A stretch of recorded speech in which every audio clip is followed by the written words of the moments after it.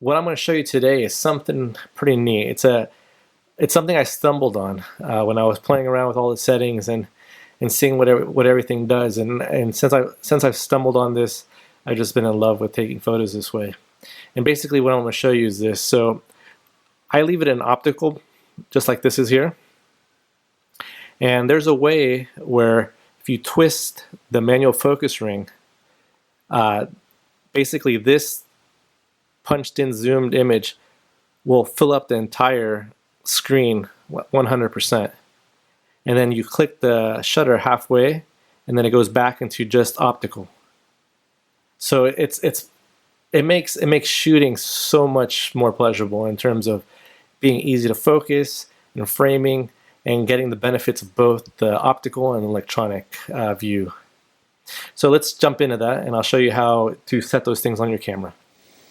Alright, so I'm going to show you some functions really quick before we get into that focus zoom. And there's a couple buttons here that you need to know about. And that's this button here, this AFL button, and this control dial here that turns from left to right, and you can actually push down on it and have additional functionality. So I'm going to flip the camera on and the screen's going to go a bit dark here.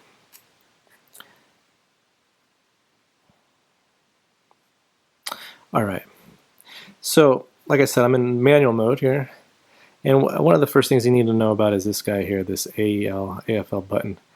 When you're in manual, you push down and hold it, and it automatically locks into focus. So you see this MF down here, you see a little green light, that means it's locked in. So this is the quickest way to lock in focus on anything that's up close like this box, or someone who's 5 or 10 meters away. Click that, then fine-tune your focus with the manual focus ring. The next thing is that dial that I was talking about here next to the drive button.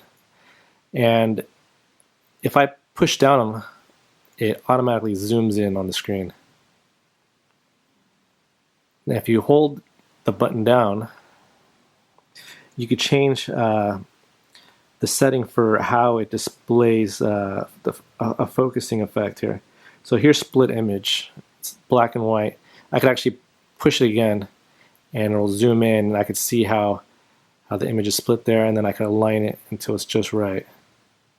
But I don't really like that one too much, to be honest. And the next one I'm pushing down again. This is focus peaking, which is what I like. And if I push down on it, I could see how those high contrast areas are turning blue on those lines.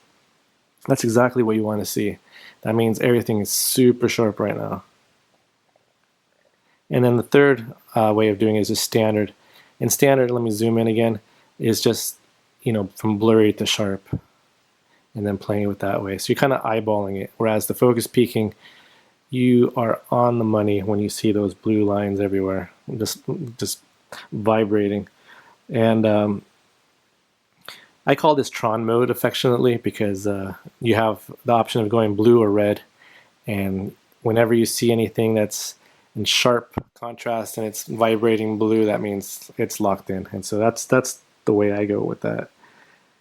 Anyways, so a lot of people don't know about this function here, and there's a way to make it turn on by default when you turn the focus ring. So like right now, I'm turning the focus ring right over here, and nothing is happening. Let me show you how to do that so it happens automatically. And this is where the magic comes into the final part here on how I like to set this up. So if I go down to number 2 wrench and see the focus check by default is off, and I'm going to switch that on and then hit exit here. So watch this. So I'm in the LCD mode obviously, and I'm going to touch the focus ring right over here, just turn it, boom, automatically zooms in, and it stays that way until I get what I want to see. All right, and then all you have to do, push the shutter halfway and you're back out. So you know that area is super sharp and in focus right now. You could move to the left a little bit, to the right a little bit, up or down a little bit, and frame your object or the item that you want to photograph. Just don't go in or back out, because that distorts the focus plane and you'll be out of focus.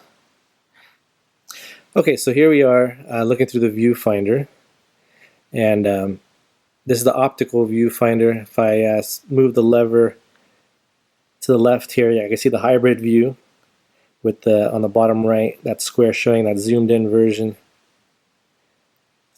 and then back out to optical. And if I go to the right, I'm in 100% electronic, and you can see it takes up that whole screen.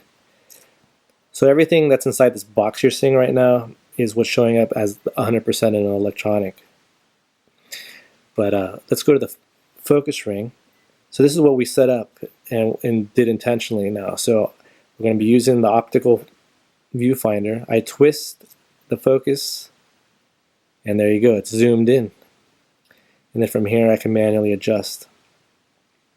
And then all I have to do is press the shutter halfway, and I'm back out, and I can frame everything, and I know that everything in that center spot there is in focus. So that's the technique. I'll show you one more time.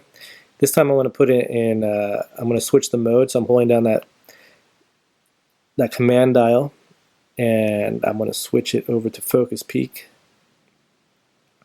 So once I twist the focus ring, I'm back in.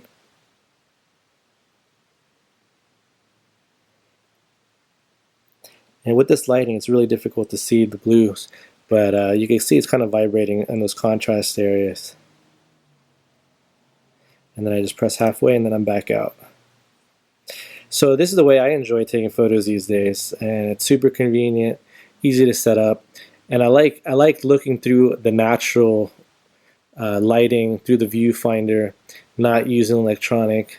The only time I even look at electronic is just to check the focus, and then I back out with the shutter button, and then I frame my photo just the way I want it and click. So that's my tip. Give it a shot. I think you'll like it. Enjoy. If you like this video, give it a thumbs up and subscribe. Thanks for watching.